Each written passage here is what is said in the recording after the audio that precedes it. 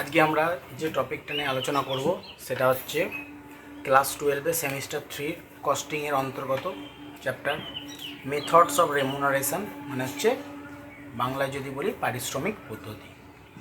আমরা জানি একটা প্রোডাক্ট তৈরি করতে গেলে সেই প্রোডাক্টের মধ্যে কিন্তু অনেকটা অংশ তার মজুরি ব্যয় অন্তর্ভুক্ত থাকে।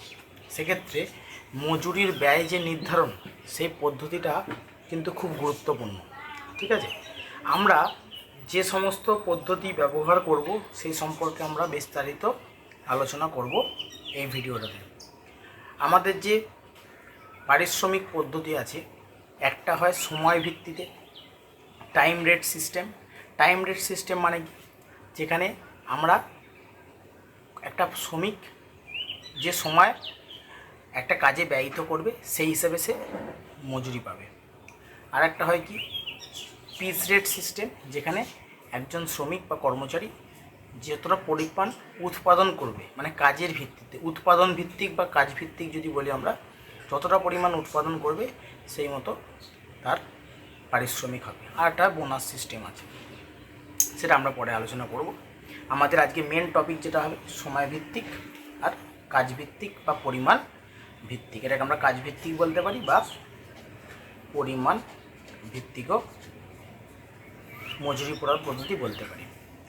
সময় ভিত্তিক মজুরি যে পদ্ধতি আছে সেটার যদি আমরা সূত্র আলোচনা করি, ঠিক আছে, যে টাইম রেট সিস্টেম সেটা হচ্ছে কি time taken into rate per hour. একটা শ্রমিক কত ঘন্টা নিল এবং প্রতি ঘন্টায় তার মজুরি কত, প্রতি ঘন্টায় তার মজুরি কত। আমি ধরে নিলাম কোনো একটা শ্রমিক যে কারখানায় কাজ করে তার প্রতি ঘন্টার মজুরি হচ্ছে 50 টাকা। এবার সারাদিনে সে যদি 8 ঘন্টা কাজ করে তাহলে তার মজুরির পরিমাণ কত হবে, ৫-৪০, 400 টাকা। এটা হচ্ছে সরল সময়ভিত্তিক মজুরি প্রদান পদ্ধতি। খুব ইজি, যে সময় কতটা ব্যয় করেছে সে একটা কাজের পিছনে এবং তার প্রতি ঘন্টার মজুরি কত, 50 টাকা। ঠিক আছে, তাহলে 1 ঘন্টায় 50 টাকা হলে 8 ঘন্টায় কত, 400 টাকা। এটা হচ্ছে সরল পরিমাণ ভিত্তিক মজুরি পদ্ধতি। দ্বিতীয় যে পদ্ধতিটা আমাদের আছে সেটা হচ্ছে পিস রেট। পিস রেটের অনেকগুলো ভাগ আছে, কি বললাম, একটা হচ্ছে স্ট্রেট পিস রেট, একটা হচ্ছে কি ডিফারেন্সিয়াল পিস রেট। আগে আমরা সাধারণ পরিমাণ ভিত্তিক মজুরি যেটা স্টেট পিস রেট সেটা সম্পর্কে আলোচনা করব। স্টেট পিস রেট যেটা আমরা বলবো কি, যে unit produced into rate per unit, unit produced into rate per unit.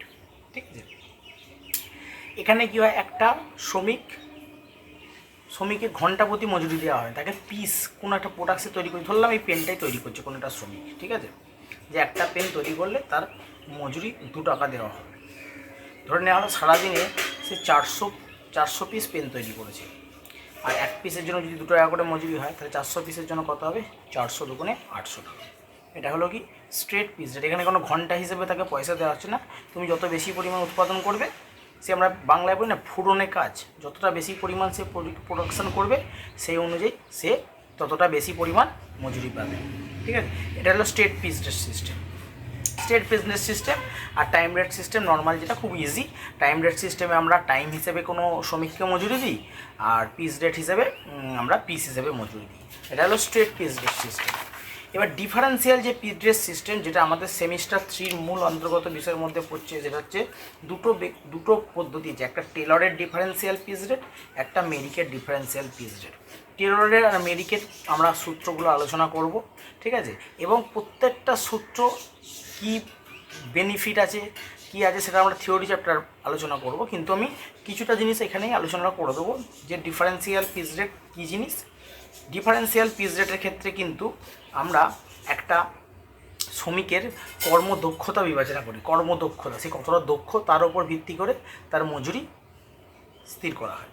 Straight piece রেটে যেমন কি হয়, যে যেমন কাজ করেছে, এখানে যদি কেউ 500 পিস করতো 500 × 2 1000 টাকা পেত, 600 করলে 600 × 2 1200 টাকা পেত, ঠিক আছে। কিন্তু ডিফারেন্সিয়াল পিস রেটে কিন্তু কর্মদক্ষতা বা এফিসিয়েন্সি লেভেলটা ম্যাটার করে, ঠিক আছে। আমরা প্রথমে যদি টেলরের ডিফারেন্সিয়াল পিস রেটটা আলোচনা করি, টেলর যে ডিফারেন্সিয়াল পিস রেট আছে সেখানে বলছে টেলর বলছে যে 80% of the piece rate when production of the below standard, মানে তোমাকে যা প্রোডাকশান করতে দেওয়া হবে তুমি যদি তার থেকে কম করো, তোমার যে নর্মাল পিস রেট, এখানে যেমন এই আগেরটা সরল নর্মাল পিস রেট 2 টাকা ছিল, তো এই যদি আমি এই সংখ্যাটাই ধরি যে কোনো ব্যক্তি ধরে নিলাম আমি কাজ করছি, আমাকে বলা হচ্ছে যে এই পেন তৈরি করলে 2 টাকা দেওয়া হবে নর্মাল পিস রেট। এবার যদি সেই কোম্পানি, এই পেন তৈরি কোম্পানি যদি টেলরের নিয়ম ফলো করে, তাহলে আমি যদি, আমাকে একটা টার্গেট দেবে সারাদিনে টার্গেট দেওয়া হলো যে 500 পিস পেন তৈরি করতে হবে। এবার যদি আমি 500 কম করি, মানে আমি স্ট্যান্ডার্ডের কম করলাম, তখন আমার রেটটা কত হয়ে যাবে 80%, মানে 2 টাকা যদি আমার রেট হয়, 2 টাকা যদি আমার পার পিসের রেট হয়, নর্মাল পিস 2 টাকা হচ্ছে নর্মাল পিস রেট, ঠিক আছে। তো নর্মাল পিস রেট যদি 2 টাকা হয়, তার 80% আমার হয়ে যাবে, মানে 1 টাকা 60 পয়সা। মানে আমি যেহেতু স্ট্যান্ডার্ডের কম পেয়েছি, আমি অ্যাকচুয়ালি পানিশমেন্ট পেলাম, আমার রেটটা কমে গিয়ে কত হলো, 2 টাকার পরিবর্তে 1.60, মানে 1 টাকা 60 পয়সা হলো, ঠিক আছে। যদি আমার স্ট্যান্ডার্ড প্রোডাকশান, মানে মালিক আমাকে কাজ দিয়ে গেছে স্ট্যান্ডার্ড প্রোডাকশান, যদি আমি ধরি স্ট্যান্ডার্ড প্রোডাকশান, ঠিক আছে, স্ট্যান্ডার্ড প্রোডাকশান হচ্ছে 500 ইউনিটস, মানে 500 পিস আমাকে তৈরি করতে দিয়ে গেছে সারাদিনে। যদি আমি 500 1 পিসও কম করি, মানে 499, 400 যাই করি, হোয়াটএভার, আমার রেট কিন্তু তখন 1 টাকা 60 পয়সা প্রতি পিস হিসেবে আমি মজুরি পাবো। আর যদি আমি স্ট্যান্ডার্ড ছুঁয়ে ফেলি বা স্ট্যান্ডার্ডের বেশি করি, তখন আমার পিস রেটটা কিন্তু 120%, of the piece rate when production or and above, ওই যে অর অ্যান্ড অ্যাবভ মানে ছুঁলেই হয়ে যাবে, মানে যতটা আমাকে দিয়েছে টার্গেট সেটা ছুঁলেই হয়ে যাবে অ্যাবভ, ঠিক আছে। একটা উদাহরণের সাহায্যে আমি দেখে নিই, ঠিক আছে। আচ্ছা, এই উদাহরণটাই দেখে নিই, যদি 2 টাকা আমার থাকতো, আমি যদি স্ট্যান্ডার্ডের বেশি করতাম বা স্ট্যান্ডার্ড ছুঁয়ে পেতাম, 2 টাকার 120%, আমার রেটটা কিন্তু 2 টাকা 40 হয়ে যেত। মানে আমাকে টার্গেট দিয়ে গেছে 500 খানা, আমি যদি 500 নিচে করি, আমি 1 টাকা 60 করে মজুরি পাবো প্রতি পিসে। আর যদি 500 ছুঁয়ে ফেলি বা 500 বেশি করি, আমার প্রতি পিসে 2 টাকা 40 করে মজুরি পাবো। এই হলো টেলরের সিস্টেম। একটা উদাহরণের সাহায্যে টেলরের আমি উদাহরণের সাহায্যে দেখিয়ে দিই। নর্মাল পিস রেট হচ্ছে 5 টাকা দিয়েছে, মানে একটা পিস করলে 5 টাকা মজুরি, 1 পিস প্রোডাকশান করলে 5 টাকা মজুরি পাওয়া যায়। এবার আমি যে 2টো পিস রেট বার করেছি, লোয়ার পিস রেট মানে এর 80% বার করলাম 4 টাকা, আর হায়ার পিস রেট বার করলাম আর 120%। আমি বললাম কি টেলরের 2টো আছে, একটা আছে 80%, একটা আছে 120%। যে স্ট্যান্ডার্ডের কম করবে তার পিস রেট 80% হয়ে যাবে, যে স্ট্যান্ডার্ডের বেশি, স্ট্যান্ডার্ড ছমে বা স্ট্যান্ডার্ডে বেশি করবে তার 120% হয়ে যাবে। কাউকে কিন্তু আমি নর্মালটা দেবো না, এই 5 টাকা হচ্ছে নর্মালটা কাউকে দেবো না। 5 টাকারই 80% করলাম, 4 টাকা বেরোলো, 5 টাকারই 120% করে 6 টাকা। সোজা কথা, যে স্ট্যান্ডার্ডের কম করবে যে 4 টাকা রেট হয়ে যাবে, আর যে স্ট্যান্ডার্ডে বেশি করবে সে 6 টাকা, স্ট্যান্ডার্ড ছবে বা স্ট্যান্ডার্ডে বেশি করে 6 টাকা হয়ে যাবে। তাহলে টেলরের সিস্টেমটা কী হচ্ছে, টেলর একটুখানি অদক্ষ কর্মী যারা আছে তাদেরকে পানিশমেন্টের ব্যবস্থা করেছে। তাহলে পানিশমেন্ট হওয়া অর্থ হলো কি, যে তার রেটটা কমে গেল, আর যে বেশি করেছে তার কী করেছে, পুরস্কার দিয়েছে, তার রেটটা 5 টাকাতেই 6 টাকা হয়ে গেল। আর টেলরের সিস্টেমটা এই জন্য একটুখানি কঠোর অদক্ষ কর্মীদের কাছে, এটা অনেকে মেনে নিতে চায় না, অদক্ষ কর্মীদের কাছে কঠোর, কেন টেলর অনেকটা সাজার ব্যবস্থা করেছে, ঠিক আছে। আমি উদাহরণটা দিয়ে আর একবার বোঝাই। স্ট্যান্ডার্ড প্রোডাকশন 500, মানে আমাকে মালিক ধরো 500 ইউনিট করতে দিয়ে গেছে, 500 ইউনিট প্রোডাকশন করতে দিয়ে গেছে। মিস্টার এক্স একজন ছিল, মিস্টার ওয়াই একজন ছিল। মিস্টার এক্স করেছে 400, মিস্টার ওয়াই করেছে কত, 600, ঠিক আছে। এবার আমি দেখব, যেহেতু মিস্টার এক্স 500 নিচে করেছে, তাকে কোন রেটটা দিয়ে দেওয়া হবে, লোয়ার পিস রেটটা দেওয়া হবে 80%, তাই তো। তাহলে 400 ইউনিট 4 টাকা করে কত হলো, 1600 টাকা। আর মিস্টার ওয়াই কত করেছে, মিস্টার ওয়াই করে 600, মানে স্ট্যান্ডার্ড কত ছিল 500, 500-এর বেশি, তখন ও কত হবে, ও হায়ার পিস রেটটা পাবে, মানে 6 টাকা পাবে। তাহলে মিস্টার এক্সের ওয়েজেস হয়ে গেল 4 4-এ 1600 টাকা, 400 পিস 4 টাকা করে। আর মিস্টার ওয়াইয়ের ওয়েজেস কত, 600 পিস 6 টাকা করে, ঠিক আছে। আমরা দেখতে পাচ্ছি সামান্য যদি আমরা এটাকে যদি নর্মাল পিস রেটের সাথে কম্পেয়ার করি, এর যদি 400 টাকা পিস তৈরি করা হয়, যদি নর্মাল পিস রেট 5 টাকা হতো, এর কিন্তু 2000 টাকা হতো। তাহলে 2000-এর জায়গায় এর কত হয়ে গেল, কমে 1600 টাকা হয়ে গেল। কিসের জন্য, যেহেতু সে স্ট্যান্ডার্ডের কম প্রোডাকশান করেছে।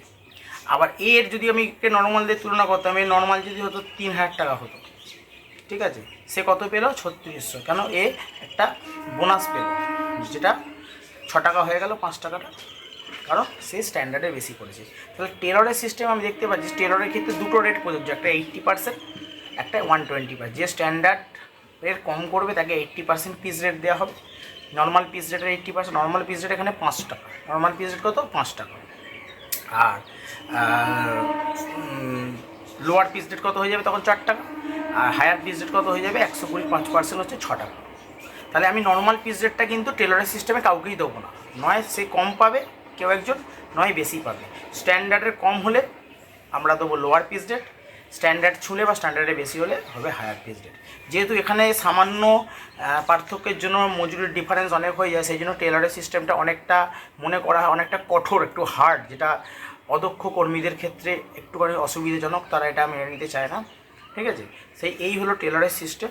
তাহলে আজকে আমরা যেটা আলোচনা করলাম আরেকবার আমি রিক্যাপ করে দিচ্ছি যে নর্মাল টাইম রেট সিস্টেমে কী হচ্ছে, formula time taken into rate per hour. এখানে ঘন্টা ভিত্তিক আমাকে মজুরি দেওয়া হয়, কোনো ব্যক্তির ঘন্টা প্রতি রেট ঠিক করা থাকে 50 টাকা 60 টাকা হোয়াট এভার। এখানে আমি 50 টাকা ধরলাম। কোনো একটা ব্যক্তি 1 ঘন্টা কাজ করে 50 টাকা মজুরি পায়, সে সারাদিন 8 ঘন্টা কাজ করেছে, তার মজুরি কত হবে 8 × 50 400 রুপিস। আর স্টেট পিস রেট মানে হচ্ছে যেখানে পিস হিসেবে পয়সা দেওয়া হয়। ধরে নেওয়া হলে একটা ব্যক্তি কোনোটা প্রোডাক্ট তৈরি করে, আমি ধরেছিলাম এই পেনটাই তৈরি করে, 1 পিস তৈরি করলে 2 টাকা মজুরি পায়, সারাদিনে 400 ইউনিট হচ্ছে unit produced into rate per unit. এখানে কিন্তু সময় হিসেবে দেওয়া হয় না, এখানে পরিমাণ হিসেবে দেওয়া হয়, সেটাকে বলা হয় কি পরিমাণ ভিত্তিক মজুরি প্রদান সিস্টেম। 400 দুগুণে 800 টাকা। এবার এটা হলো straight piece rate. Differential piece রেটে দুটো আছে, আজকে আমরা ভিডিওটা আলোচনা করলাম কি টেলরের ডিফারেন্সিয়াল পিস রেট। টেলরের ডিফারেন্সিয়াল পিস রেট, টেলরের ডিফারেন্সিয়াল পিস রেটে কী বলা হয়েছে, দুটো মেথড আলোচনা, দুটো পদ্ধতিতে আছে। একটা হচ্ছে 80% of the piece rate when, টেলরের নিয়মটা কী ছিল, 80% of the piece rate when production is below standard and 120% of the piece rate when production at or above standard. মানে স্ট্যান্ডার্ডের কম হলে আমার পিস রেটটা 80% হয়ে যাবে যা আছে, আর স্ট্যান্ডার্ডের বেশি হলে 120% হবে। আমি একটা উদাহরণ দিয়ে দেখিয়ে দিয়েছিলাম কি, এখানে নর্মাল পিস রেট ছিল 5 টাকা, একবার তার 80% করেছি 4 টাকা, একবার তার 120% করি 6 টাকা। যে স্ট্যান্ডার্ড মানে মালিক যতটা কাজ করতে বলে গেছে তার থেকে যদি কম করা হয় আমি 4 টাকা রেট পাবো, আর তার সেইটা বা থেকে বেশি করলে আমি 6 টাকা পাবো। এখানে দুজন ব্যক্তি ছিল, Mister X Mister Y. Mister X 400 piece করেছে আর মিস্টার ওয়াই 600 পিস করেছে। যেহেতু 400 পিস 500 থেকে কম মানে স্ট্যান্ডার্ড প্রোডাকশানে কম করেছে, সেজন্য মিস্টার ওয়াই কিন্তু লোয়ার পিস রেট পেলো, মানে 4 টাকা পেলো। সেমভাবে মিস্টার ওয়াই কিন্তু যেহেতু স্ট্যান্ডার্ডের বেশি করেছে, স্ট্যান্ডার্ড 500 করেছে 600, স্ট্যান্ডার্ডে বেশি করেছে, সেই জন্য রেটকে গেলে হায়ার পিস রেট হয়ে গেল 600 টাকা। তাহলে ওর মজুরি কত হলো 3600 টাকা। ঠিক আছে, নেক্সট ভিডিওতে আমরা মেরিকের ডিফারেন্সিয়াল পিস রেট আলোচনা করব। এই ভিডিওটা এই পর্যন্ত।